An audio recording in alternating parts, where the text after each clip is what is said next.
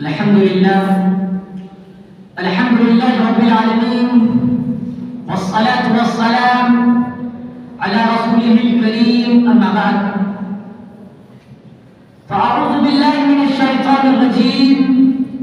بسم الله الرحمن الرحيم. لقد أنزلنا إليكم كتابا فيه ذكركم أفلا تعقلون. وقال تعالى: إن هذا القرآن يهدي للتي هي أقوم. صدق الله العظيم. حضرات رئيس الحفل الكريم، حضرات الحكم، أصحاب الشرف والكرم، أساتذتي الأجلة وإخواني في الله، إنه يسرني أن أتشرف في هذا الحفل الكريم الميمون بإلقاء كلمة وجيزة حول موضوع القرآن دستور الإنسانية. فالمرجو منكم الاستماع والتشجيع لهذا الطالب المتواضع مشكورين. إخواني في الله، كان القرن السادس والسابع من ميلاد المسيح من أحد أدوار التاريخ بلا خلاف، فكانت الإنسانية متدنية منحدرة منذ قرون، وكان الإنسان في هذا القرن قد نسي خالقه فنسي نفسه ومصيره، وفقد رشده وقوة التمييز بين الخير والشر والحسن والقبيح، وقد خفضت دعوة الأنبياء من زمن، والمسابيح التي يوقدوها قد انتفعت من العواصف التي هبت بعدهم أو بقيت ونورها ضعيف.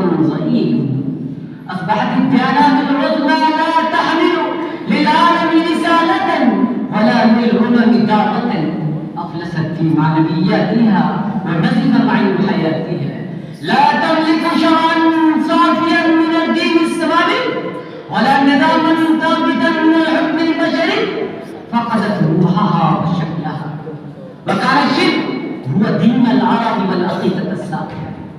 أما من جهة الأخلاق فكانت هناك أدوار وأعمال متعصلة، منها شرب الخمر على نطاق أوسع، والقمار ومتعة الربا والزنا وسفك الدماء وهلم الجرى. أيها الإخوة الأحبة، في مثل هذه الظروف الفاصلة الممكنة بعث محمد بن عبد الله صلى الله عليه وسلم رسولا ونبيا وهاديا مرشدا وبشيرا ونذيرا، داعيا إلى الله وسراجا منيرا، معه القرآن الكريم، الكتاب الإلهي الخاتم الصادق المصدق، هدى للناس وبينات من الهدى والفرقان، فيه شفاء للناس من كل أمراضهم وأدوائهم الروحية والخلقية والدينية والدنيا، فيه ذكرهم وذكر أعالهم وذكر دارهم ودائهم وذكر صلاتهم وفلاحهم وذكر روحهم ومادتهم. فقد قال الله تبارك وتعالى في كتابه المقدس: لقد أنزلنا إليكم كتابا فيه ذكركم أفلا تعقلون. إنما أرسل محمد صلى الله عليه وسلم إلى الناس كافة بشيرا ونذيرا.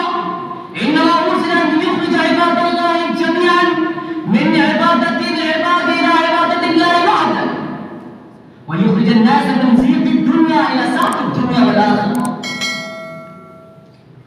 أيها الإخوة الأحبة، لا شك أن القرآن والدستور الإنسانية جماعة، ولا تزال الإنسانية متسكعة في زللاته متخبطة في خراياته كما كانت في الجاهلية، ما دامت غير مرتبطة بالقرآن، غير مقتبسة روحها منه، مبتعدة عن تعليمه.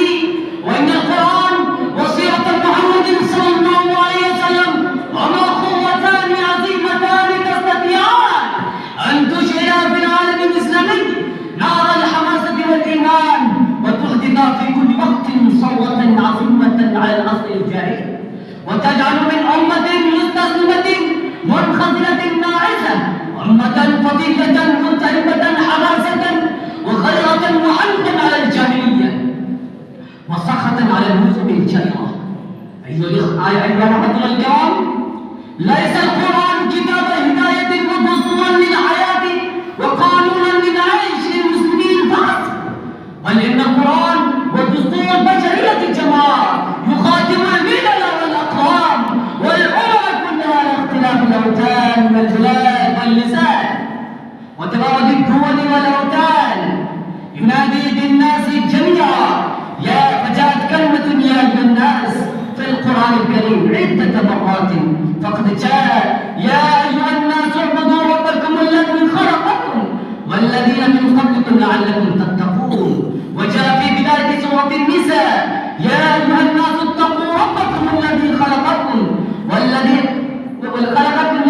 من قبل يا أيها الناس اتقوا ربكم الذي خلقكم من نفس واحدة وخلق منها زوجها وبث منهما رجالا كثيرا ونساء واتقوا الله الذي تساءلون به والأرحام إن الله كان عليكم